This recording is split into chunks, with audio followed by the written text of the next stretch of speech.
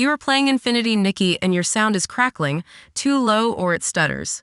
This could be happening because your audio drivers are damaged or incompatible, so this can lead to audio glitches, distortions, or no sound at all in Infinity Nikki. So watch this video to learn how to fix your sound issues in Infinity Nikki in Windows 11 and Windows 10.